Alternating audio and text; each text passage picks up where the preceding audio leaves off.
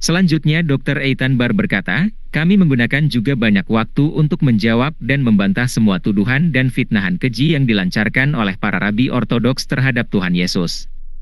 Kami sudah mencatat 2.000 bantahan dari mereka terhadap Yesus Kristus. Sama seperti umat Katolik tidak berbicara melawan Paus di Vatikan di Roma, begitu juga orang-orang Yahudi tidak bisa berbicara melawan para rabi agama Yahudi karena mereka memiliki otoritas. Namun kami membantah mereka.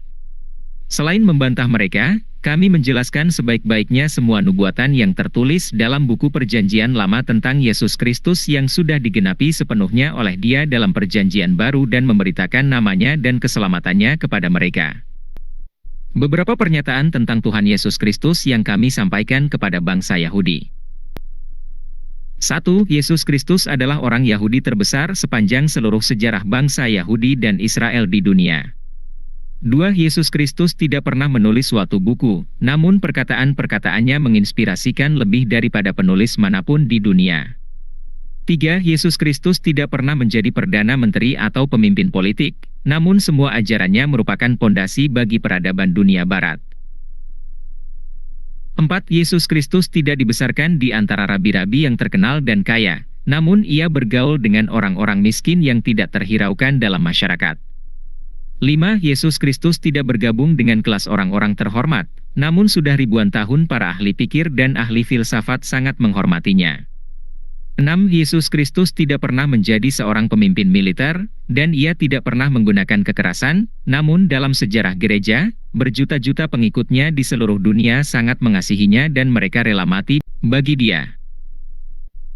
7. Yesus Kristus tidak pernah belajar di yeshiva, sekolah pendalaman semua kitab suci agama Yahudi.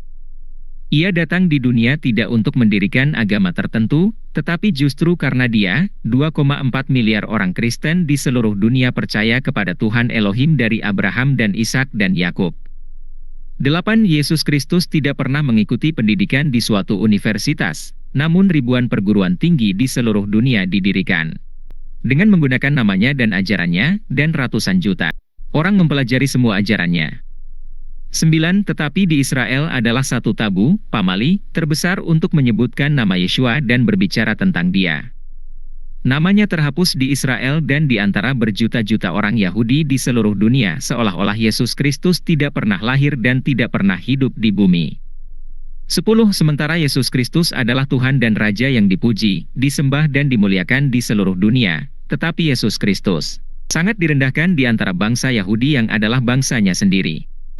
11. Bangsa Israel dan Yahudi dalam sejarah Perjanjian Lama juga menolak dan merendahkan semua nabi yang diutus oleh Tuhan kepada mereka. 12. Nabi Yesaya sudah menubuatkan bahwa bangsa Israel dan Yahudi akan melakukan hal yang sama dengan Yesus Kristus, seperti yang sudah mereka lakukan terhadap nabi-nabi sebelum dia. Nabi Yesaya sudah bernubuat, ia dihina dan dihindari orang, seorang yang penuh dengan kesengsaraan dan yang biasa menderita kesakitan, ia sangat dihina, sehingga orang menutup mukanya terhadap dia, dan bagi kita pun dia tidak masuk hitungan. Tetapi sesungguhnya, penyakit kitalah yang ditanggungnya, dan kesengsaraan kita yang dipikulnya, padahal kita mengira dia kena tulah, dipukul dan ditindas oleh Elohim. Tetapi dia tertikam oleh karena pemberontakan kita, dia diremukkan oleh karena kejahatan kita, ganjaran yang mendatangkan keselamatan bagi kita ditimbakan kepadanya, dan oleh bilur-bilurnya kita menjadi sembuh. Kita sekalian sesat seperti domba, masing-masing kita mengambil jalannya sendiri, tetapi Tuhan telah menimpakan kepadanya kejahatan kita sekalian. Yesaya 53 ayat 3-6. 13. Di masa itu politik memperalat agama dan agama memperalat politik. Elohim disembunyikan dari rakyat jelata. Tiap orang yang mau mengenal Tuhan Elohim harus bersumpah setia kepada para pemimpin agama Yahudi dan membayar uang kepada mereka. Kemudian Yesus Kristus tampil dan menentang semua kemunafikan dan kejahatan para pemimpin agama Yahudi. Dan ini menimbulkan kemarahan besar mereka terhadap Yesus Kristus.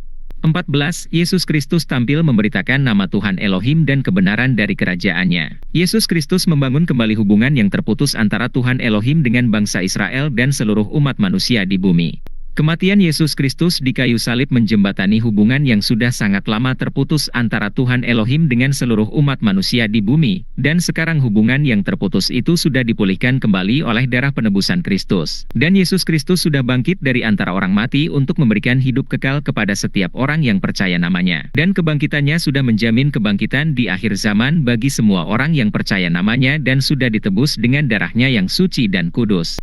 15. Tetapi para pemimpin agama Yahudi dan Pilatus dan semua dosa kita telah membunuh Kristus Yesus di kayu salib. Elohim Bapa telah menerima kematian anaknya yang tunggal di kayu salib sebagai korban penghapus dosa yang paling sempurna bagi setiap orang yang percaya Yesus Kristus. 16. Yesus Kristus dihukum, kita diampuni, ia menderita, kita diselamatkannya.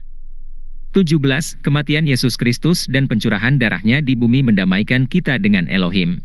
Dari kasih-Nya yang tercurah di dalam hati kita dapat berdamai dengan orang-orang lain. 18. Walaupun lebih dari 2 miliar orang di seluruh dunia sudah percaya dan menerima Yesus Kristus menjadi Tuhan dan Juru Selamatnya, namun bangsa kami Yahudi dan Israel masih terus menolak Dia. 19. Tentang Yesus Kristus, Nabi Zakaria sudah bernubuat, Aku akan mencurahkan roh pengasihan dan roh permohonan atas keluarga Daud dan atas penduduk Yerusalem, dan mereka akan memandang kepada Dia yang telah mereka tikam, dan akan meratapi Dia seperti orang meratapi anak tunggal, dan akan menangisi Dia dengan pedih, seperti orang menangisi anak sulung. Zakaria 12 ayat 10. 20. Selama hampir 2000 tahun mereka menyembunyikan Yesus Kristus daripada kami, sehingga kami tidak mengenal Dia, sehingga kami hidup dalam kegelapan.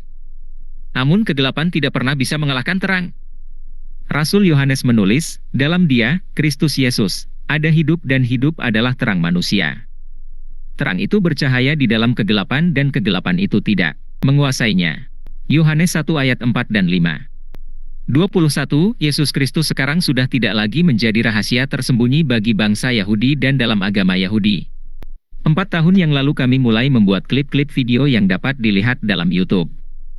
Di Israel sekarang hidup 30.000 orang Yahudi Mesianik. Berikut di bawah ini Anda membaca kesaksian dari seorang remaja putri Yahudi di Tel Aviv yang sudah percaya Mesias Yesus karena dia melihat kesaksian-kesaksian dalam klip-klip video yang kami tempatkan dalam YouTube. Kesaksian Rahel di Tel Aviv, Israel. Anda bisa membayangkan bahwa sejak masa kecil saya selalu berfikir hal-hal palsu tentang Yeshua. 2 hari yang lalu kami belajar sejarah agama-agama bahwa sekitar 2000 tahun yang lalu lahir agama baru yang bernama agama Kristen.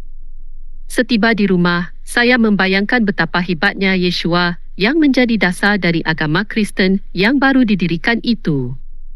Pada hari berikutnya saya menemukan sebuah klip video dari organisasi One for Israel Ministry di YouTube. Saya membukanya dan menjadi penasaran mau melihat seluruh video itu, dan saya melakukannya. Videomu sangat menangkap perhatian saya. Saya sangat tertarik dan melihat semua 50 video Anda di YouTube.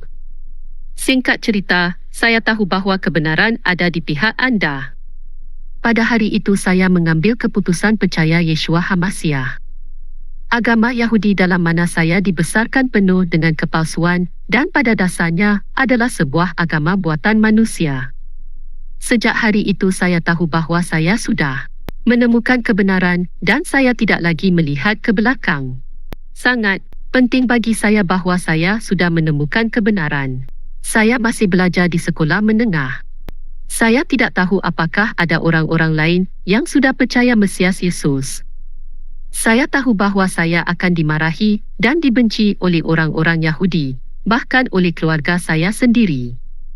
Tetapi yang terpenting bagiku yakni saya sudah percaya dan menjadi pengikut Mesias Yesus. Sekarang sangat penting bagi saya untuk mengetahui bagaimana saya harus hidup sebagai seorang pengikut Yeshua. Mari, tolonglah saya. Dr. Eitan Bar melanjutkan, di seluruh dunia semua video kami di YouTube sudah ditonton oleh 90 juta orang. Di Israel hidup 6,8 juta orang Yahudi. Namun video-video kami sudah dilihat sebanyak 27 juta kali, jadi rata-rata setiap orang Yahudi sudah melihatnya sebanyak 4 kali. Selama hampir 2000 tahun, nama Rabbi Yeshua dari Nazaret dilarang di antara semua orang Yahudi di seluruh dunia. Tetapi sekarang nama Yeshua menjadi topik pembicaraan setiap hari di seluruh Israel. Kami sudah beberapa kali tampil dalam siaran-siaran televisi di Israel. Dan banyak orang mendengar kami lewat stasiun radio kami. Orang-orang Yahudi sekarang mengenal kami di jalan-jalan sebagai para pengikut Yeshua yang rajin memberitakan nama Yeshua di Israel. Di Israel ada 6 orang rabi Yahudi Ortodoks yang sangat gencar melawan dan mengancam kami. 2 orang rabi di antaranya berkata, bunuh saja mereka. Kalau berjumpa mereka, tinju mukanya. Mari kita mendoakan mereka, supaya Tuhan Yesus akan menangkap mereka. Seperti ia menangkap Rabi Saul dan menjadikan dia Rasul Paulus yang memberitakan Injil Kristus kepada bangsa-bangsa kafir di Asia Kecil dan di Eropa, dan akhirnya telah diberitakan sampai ke seluruh penjuru bumi. Tim penginjilan dari One for Israel Ministry, pelayanan satu untuk Israel, terdiri dari 6 orang yakni, 3 perempuan dan 3 laki. Inilah nama-namanya, Yasmin, seorang perempuan, Moti, seorang laki-laki, Ethan, seorang laki-laki, Anastasia, seorang perempuan, Abigail, seorang perempuan, Eli, seorang laki-laki.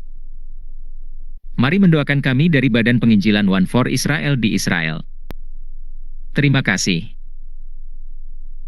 Ceramah ini diberikan oleh Dr. Ethan Bar dari Yahudi Mesianik di bulan Agustus 2019. Diterjemahkan oleh Fred Kambu Athabu, Sarjana Hukum. Digunakan dalam Vision Athena Ministry, sebuah panggilan imamat khusus yang diberikan oleh Tuhan Yesus Kristus di Athena pada hari Kamis, 31 Januari 1985, yang dikenal dengan sebutan Vision Athena 1985. Panggilan imamat ini diberikan Tuhan Yesus Kristus kepada orang Papua untuk berdoa bagi pertobatan dan keselamatan umat dan bangsa Israel untuk datang kepada Yesus Kristus, bertobat dan mengakui Ia sebagai Mesias, Raja, dan Tuhan bangsa Yahudi dan bangsa Israel.